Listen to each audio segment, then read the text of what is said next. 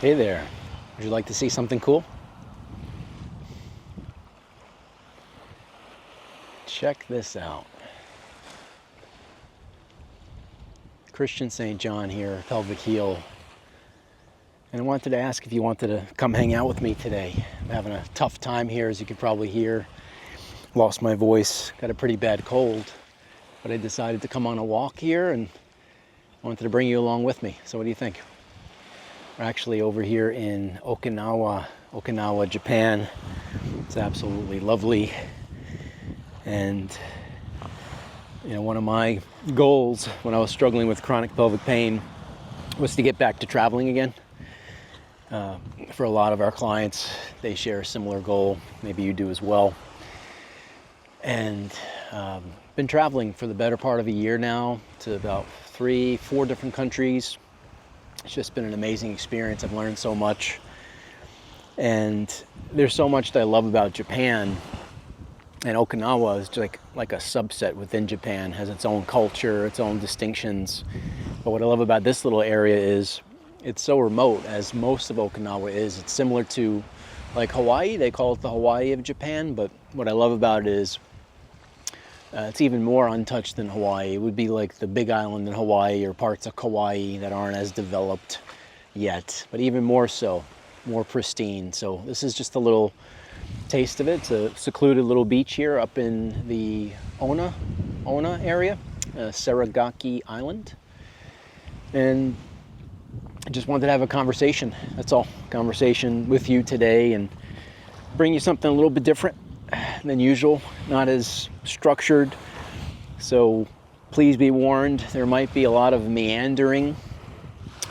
I have a good friend of mine who tends to meander, and we joke about it because anytime she'll begin a story and start to somewhat meander, she'll get some anxiety about that and want to structure the story for someone like me that's always go, go, go. But I think there's a good lesson there that sometimes go, go, go is not always the best thing for us, especially when we're suffering with chronic pelvic pain. So today is just a day of chilling out, relaxing, listening to where I'm at, my body with this cold, and just taking it easy. So my thought was maybe you come along with me. We can reflect on some things, get to know each other a little bit better, share some stories, hopefully drop some nuggets for you in the process, and just give you a different look, right? I have my hat on, want to protect my dome. I got a few minutes of vitamin D earlier, but now I'm going to protect my dome. We want to recover from pelvic pain. We don't want skin cancer, so that's important to protect yourself. And didn't feel like slathering with sunscreen today, and got a little stain on my shirt. Just had a hot bowl of ramen soup. Very typical tourist, right? And got a little bit of that on my shirt. So stained shirt, no shave, hat. Here we are, right? And that's what it's all about. Just understanding that, healing from chronic pelvic pain isn't easy. There's going to be ups and downs. It's not a straight line, as we've discussed before. And understanding that I'm not perfect. I have a lot of, ups and downs in my life. Things happen. I get sick. I catch colds. Occasionally I have other aches and pains in different parts of my body due to surgeries that I've had or things that went on in the past. So I think it's important for you to know that, to realize that. I was just thinking of this concept of being sick when you have chronic pelvic pain. Sick meaning you have a cold, you have a flu. And it's interesting because when I was suffering with chronic pelvic pain and trying to figure out what was happening, going on with me, I noticed that anytime I would catch a cold or a flu or come down with a virus like that, my pelvic pain would really diminish, and sometimes it would disappear for the duration of that sickness. And that was very interesting to me. And I held on to that as a clue. And it started to occur to me that maybe there's something else going on here, right? Maybe it's not just physical. So I was reflecting on that today as I'm not feeling well, obviously, and thinking, why is it? Why is it that if you have chronic pelvic pain and you're suffering for months or years like I was, and you've tried all these different treatments and medications and maybe even surgeries, why is it that you really don't see any relief, but sometimes you do when you get sick?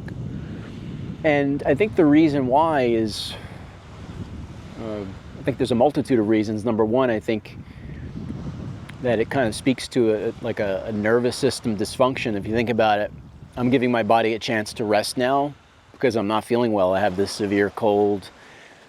And when you're sick with a cold or flu with chronic pelvic pain, right, you're giving your body a chance to rest. So what's happening is your nervous system is getting out of a state of fight and flight. Right? You have your sympathetic nervous system, which is fight, flight, or freeze, which is where most people are stuck. Right? If you're dealing with chronic pelvic pain, chances are you have some sort of nervous system dysfunction and you're in a constant state of fight, flight, or freeze. So if you think about it, when you catch a cold and you get sick, what do people do? They tend to rest, right? You get out of fight, flight, or freeze and you get into what's known as the parasympathetic nervous system. Right? You can think of it as like a parachute coming down to save you. So you got out of the sympathetic nervous system, now you have the parasympathetic nervous system, which is the rest, otherwise known as the rest and digest part of the nervous system. So when you rest, when you give your body time, when you chill out in bed to try to recover, you're out of that state of fight, flight, or freeze. So I think that's one component of it.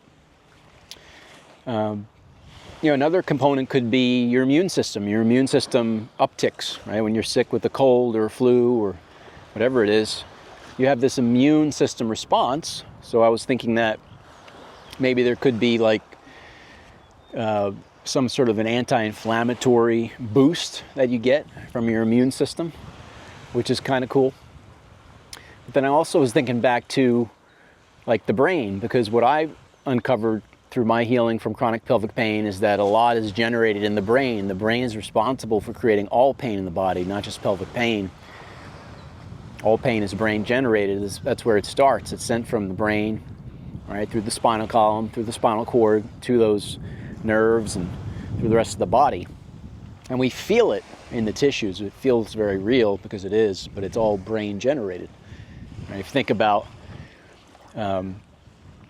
it's known as phantom limb pain, right? Why does someone who has a leg removed,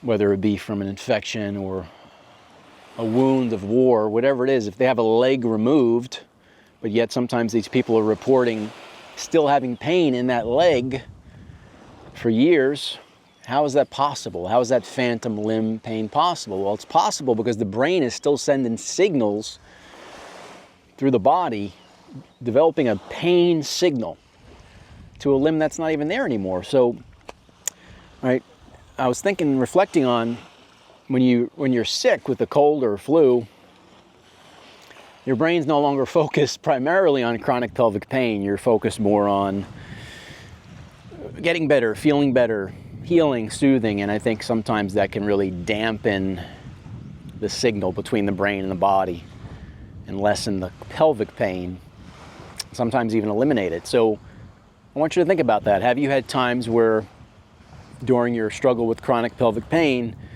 where you became sick and the pain started to dissipate? Could be a clue for you. Could be. I was actually speaking with the client a little bit earlier, and we were discussing something similar, and he noticed that when he became sick, at times his pelvic pain would go away. So this is very common, and it's interesting because this client actually had a breakthrough, I would say about a month ago, and one of his major breakthroughs came after being pretty sick. He was sick for about a week, and what I noticed is, and he noticed, excuse me, case in point, that it was the body's way of just telling him, hey, you got to chill out, right? And his he was going so hard, trying to focus so much on the pelvic pain, right? Trying to work through all the habits and the skills that we were teaching him, and he's done such a great job. This opportunity to rest for about a week really allowed him to just chill out, and allowed us to get to the root cause of some of the things that were really contributing to his chronic pelvic pain. And now he's just, it's night and day. So I thought that was helpful. You know, it's funny, I rarely get sick, but when I do, right, if you remember those commercials, the most interesting man in the world, right? And I don't usually drink beer, but when I do, right, I rarely get sick, but when I do, it tends to be pretty bad, like a 1-week rager. But that's okay. So I wanted to just get out here, get some sun, and share with you that we have to be flexible in our healing journey. I think it's important for you to always be open to this concept of what I call behavioral flexibility, right? Understanding that you might be doing certain things to get out from chronic pelvic pain, but certain things may come up in life, whether it's with your family or an illness or situations that may derail you. That's to be expected. So I think the key here, takeaway, is developing resilience, right? That's the key. When you get knocked down, you know the old expression, it's not how many times you get knocked down, it's how many times you get back up. So keep that in mind, right? If you're struggling right now with chronic pelvic pain and having a bad day or bad week or month, that's all right. That's all right. It's healing's not easy. It's going to take time. You're going to get knocked down a lot, as I did. And know that nobody's perfect, right? Nobody's perfect. So, right, if you like these conversations, these like just little chats, let us know. Let us know in the comments. We can unpack some of this in future videos and make it a little more structured. And, as I mentioned earlier, I usually don't like to listen to someone who's meandering, and that's what I'm doing here. But I think it was important to just share a day in the life of what I'm going through here, and it's not always going to be at a beautiful beach in Okinawa. It might be a chat in the yard, or fireside chat on the couch, whatever it is. I think the important thing is, excuse me, that you get some value from it. Let's see, what else can we discuss today?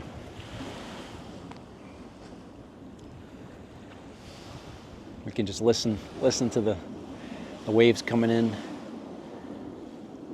See if we can maybe go on a little walk, take you on a walk here. Oh, you get a lot of planes above. They're not where I am. It's not commercial jet, it's military, both Japanese and American. It's kind of interesting. So we'll go on a little walk here. We don't have to be talking all the time, which is another interesting thing, right? Sometimes doing is not always what you need to be doing. Oh, speaking of meandering, what I wanted to mention was, see, I even totally forgot what I was going to say. Unlike me, right? Unlike Christian. Take my sandals off here. I'll go for a walk. Now we're on the beach. See if we can get you a better angle. I only have two hands. Bear with me. All right. Let's see. Yeah, see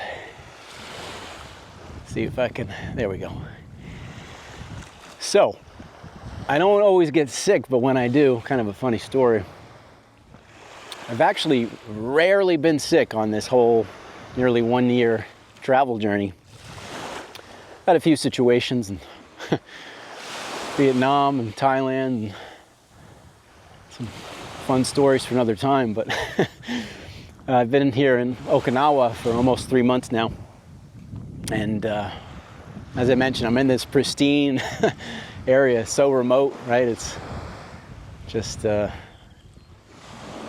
You know, some days you don't even see a soul and you can hear a pin drop, which is just what I needed on this trip to get out of my sympathetic nervous system. But anyway, I've been working quite a bit to try to get you some really good information and deliver some great content that I haven't been able to get out as much as I would have liked to see the sights here. So I made a point to get out last Sunday because it's been raining quite a bit here, and that's another reason why I wanted to get out today, even though I'm not feeling well. So they have this amazing aquarium called the Churami Aquarium. If you're Japanese, I apologize, I'm probably butchering it. So you might be thinking, well, Christian, why are you going to an aquarium? You're in Okinawa, there's all this amazing diving and snorkeling and all this real stuff, right? And you're right, but I heard it was one of the best aquariums in the world. And it is. I've never seen an aquarium like that. They showcase a lot of the ocean life and coral life here in beautiful Okinawa. But what they're known for is this whale shark. And if you know anything about whale sharks, they're super docile and enormous. So the aquarium is large enough to house this whale shark.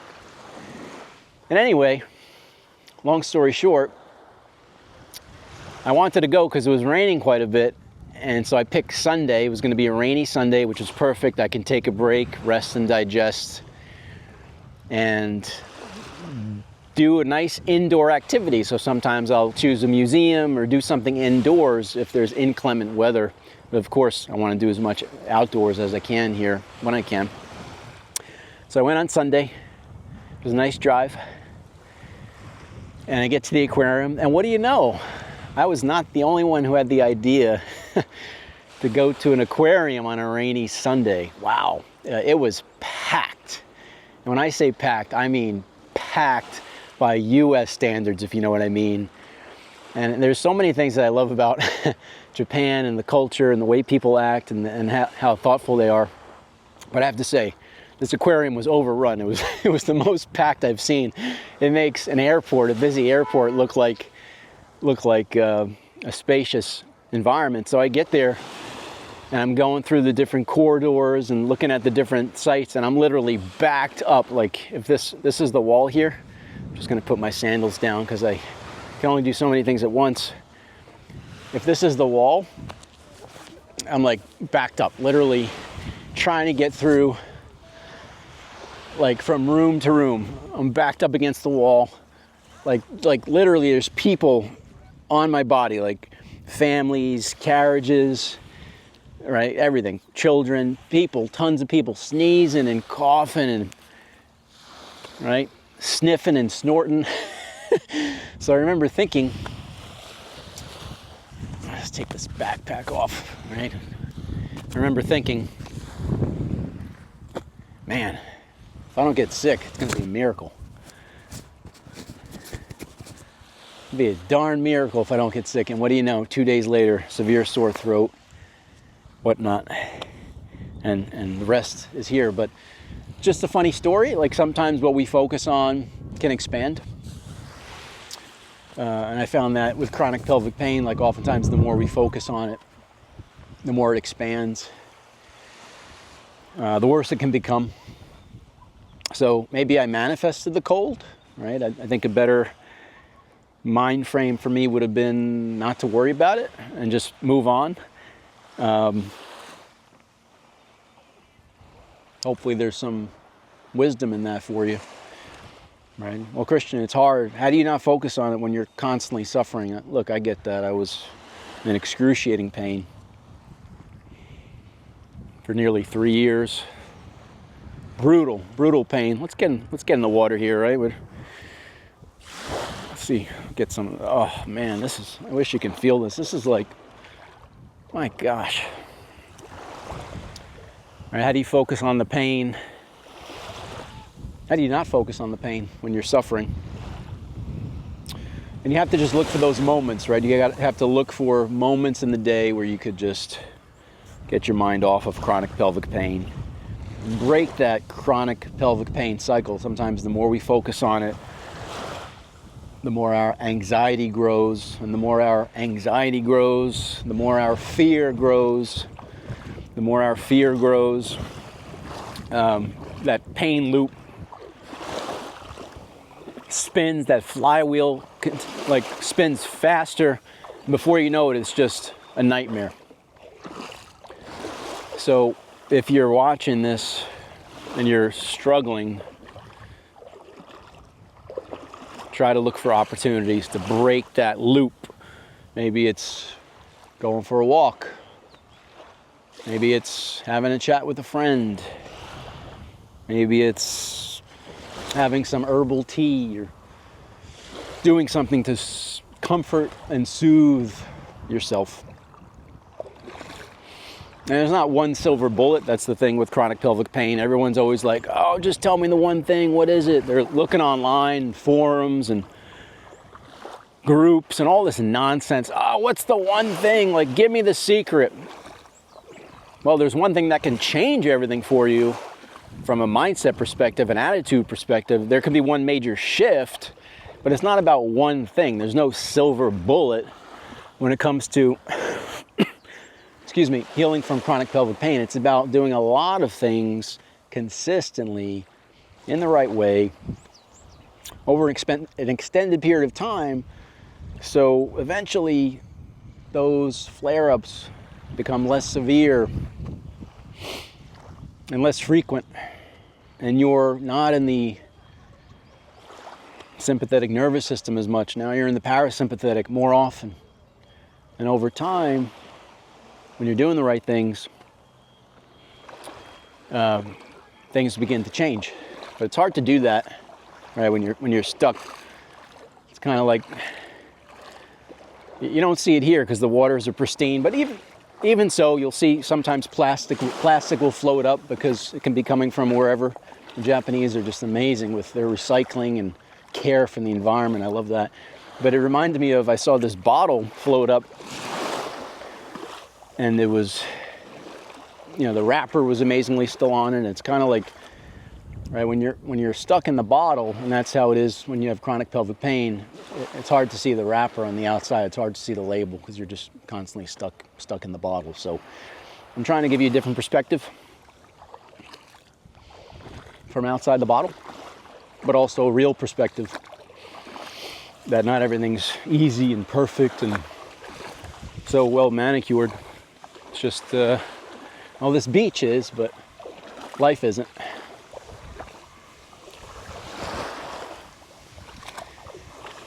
And as always, there's a free training that I put together for you. You can grab that down in the comments or below this video, wherever it is. My goal is to put as much free stuff out there as I can for you, and this YouTube channel, of course, is part of that. And we'll continue to put free material out for you. Now we understand that 99% of the people that consume this content will never work with, and that's okay, right? I truly believe, like, the more people we can help and the greater the message, the more people we can impact with not just my message, but others that have recovered as well. There's a trickle-down effect to that, and occasionally some people will need help with implementation and might want to accelerate a little bit faster, and that's where we have a whole system for that. It's essentially the system that I put together over a few years. It's called the pain recycling system. It's everything that I did to get out from chronic pelvic pain, and to be honest, a lot of things that I continue to do just to live my best life, not pertinent to pelvic pain, but strategies, tools to continue to be healthy. And that's the hardest thing when you're trying to recover from pelvic pain. There's so much information out there. It's almost like drinking out of a fire hose, right? Who do you listen to? Where do you go? One physical therapist says to do this, another physical therapist says to do that. And on and on and on, all these different doctors. And so, getting that streamlined from someone that's been there and has been to the other side can accelerate that growth process for you. me see if I can flip this around. You got some scuba divers here. See if you can check this out. Here we go. Instead of listening to me meander on, got a little people setting up on kayaks, people setting up to do scuba. Let me give you, check this out. Look at this. Oh my goodness.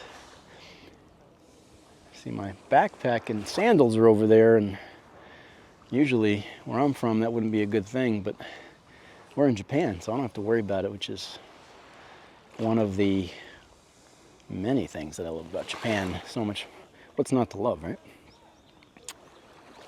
What's not to love?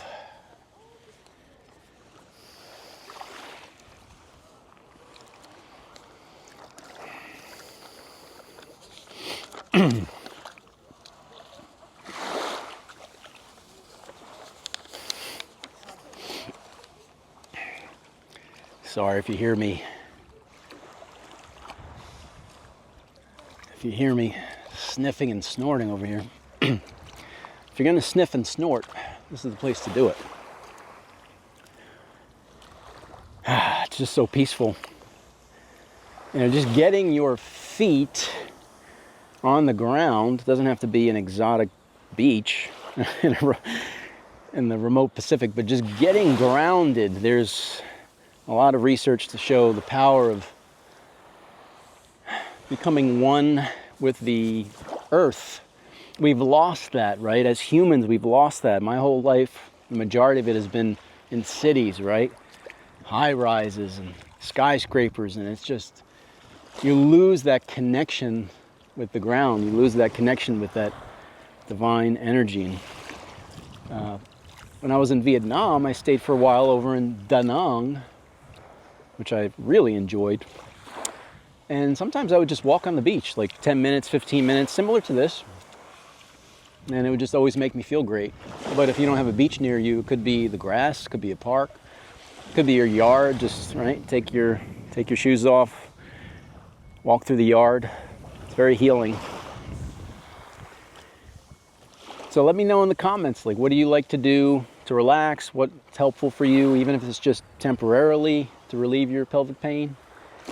All right, for me, I love the ocean, I love the beach, I love, you know, swimming, and that's something that my mom instilled in me in my earliest years, right? She threw me in the pool. They had this program called the Water Babies.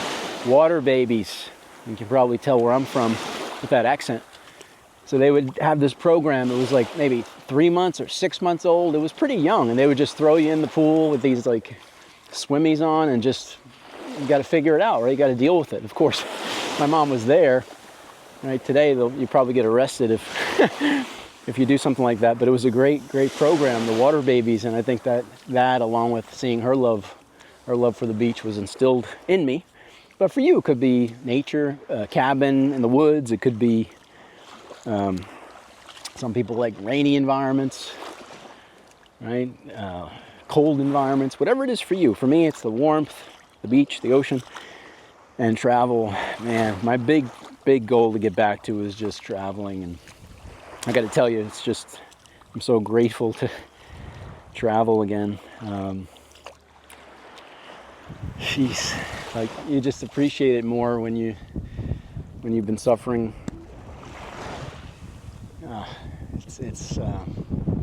You don't take it for granted, right? When you're young, in your teens and 20s and even 30s, right, and you're healthy, you just think, oh, the next trip and the next trip and the next trip. But when you're stuck in bed for the better part of 2 years and not sure if you're going to make it through, you wonder, right? Am I ever going to see these places again? So I just appreciate it so much more. So I'm curious to know from you, what do you want to get back to, right? Is it travel? Is it just enjoying a certain aspect of your life that maybe you're unable to enjoy now? Maybe it's just spending more quality time with your family. What is it for you? Let me know. Let me know in the comments. Like, what's the one thing that you really are dying to get back to, and that you will get back to when you're recovered, right? So I envisioned this. I envisioned being here, in Japan. I didn't know it would be Okinawa on this trip. Of course, I had knowledge of Okinawa. I had studied Okinawa, but I didn't know that it would specifically be Okinawa, and this is where I am. So it's interesting, like when you put things out there and then you take the right actions, eventually they may come, not as quickly as we always want. But it turned out to be Okinawa for me. And Vietnam, and Thailand, and Singapore, and Hawaii, and visiting a friend in Mexico, and other parts of the US. So that's my thing, right? That's what kind of rejuvenates me and keeps me going. I like the variety and the history and different cultures and the experience. But what is it for you? What drives you to get better? So what I found is you really need a strong why, a reason, big, strong reason to get better. Travel and enjoying foods and things like that are reasons for me, but the number one reason is to be here for my family and, still be around to do good things while I can, help other people, which is why I decided to go public with all this and put this together. So let's see, I'll give you another spin around here. Bear with me, I'm trying to figure out how these cameras work, and I'm still a novice here, so we'll do a spin around for you. Check this out. Got a couple snorkelers over there. I don't know if you can see out to the distance, really far out. I don't know if you'll see it, but there's a couple fishermen there. This is like, it's almost unreal. And this beach is, Okinawa it's rugged. It's similar to Hawaii in that regard. It's the lava rock, but then you get these white sandy beaches. So it's not going to be pure white sand like a Caribbean would be, but that's what I like about it. There's a lot of diversity,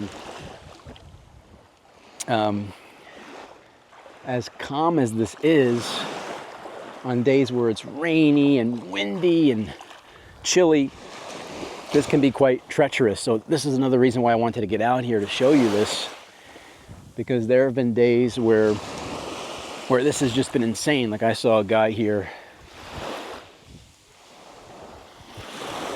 I saw a man. I was up in one of these restaurants. Which one was it? I think it was, we have some kayakers here. Yep, there's a lot of tourists from the mainland, Japan and Tokyo as well. Couples, really cool spot. Great place to come for a couples trip, or just with your family, whatever it is. But anyway, forgive the meandering. Back to the regularly scheduled programming. I was having a snack or a lunch up in one of these restaurants here when I first got here, and it was a couple months ago, and it was cold and windy, and there was a paddleboarder out here, really brave guy, Japanese. I tell you, it was pumping. It was pumping here. So I think the other lesson there is, when you have the opportunity, you got to take it. You got to take it. And I had the opportunity to come out here and get some sun on my head, enjoy a walk, have a nice conversation with you, because I don't have many days left here in Okinawa. So I wanted to take it. So you take the good and the bad, right? I had the opportunity at the aquarium, which I paid the price for. And now making the most of it here. So that's kind of all I have for now. Let me know what you think in the comments. For those of you that want to take the opportunity and make the most of the time that you have, feel free to reach out to us, right? There's a very select group of people that we're working with right now. You need to meet a specific criteria, because we want to make sure, first and foremost, that we can actually help you. And there's a whole process to go through. But for those people that are ready to make the most of the opportunity in front of you, you know where to find us. And if that's not you, that's totally cool. We want you to get as much valuable information as you can. We're going to continue to develop and provide as much as we can on this channel. Let us know what you're looking for, what you're asking for. Like I mentioned, not everyone has to work with us. 99% of you won't. And that's the beauty of this, right? We can all get better together. I'm not the only voice out there. There's a lot of people that are doing great things with chronic pain, chronic pelvic pain, so we can all support each other, right? A rising tide lifts all boats. So what do you think? Should we call it a day for today? You want one final little... Man, that sound is just so soothing. It's like for the nervous system. Man, I tell you, I can really get used to that. Oh, there's a little boat here. We'll finish on this, show you this boat taking off. Looks like a little dive boat. All right, we got you turned around here. Look at that. Little dive boat. Just follow that boat. I wish you all the best in your healing. Don't give up. Never give up. One day at a time.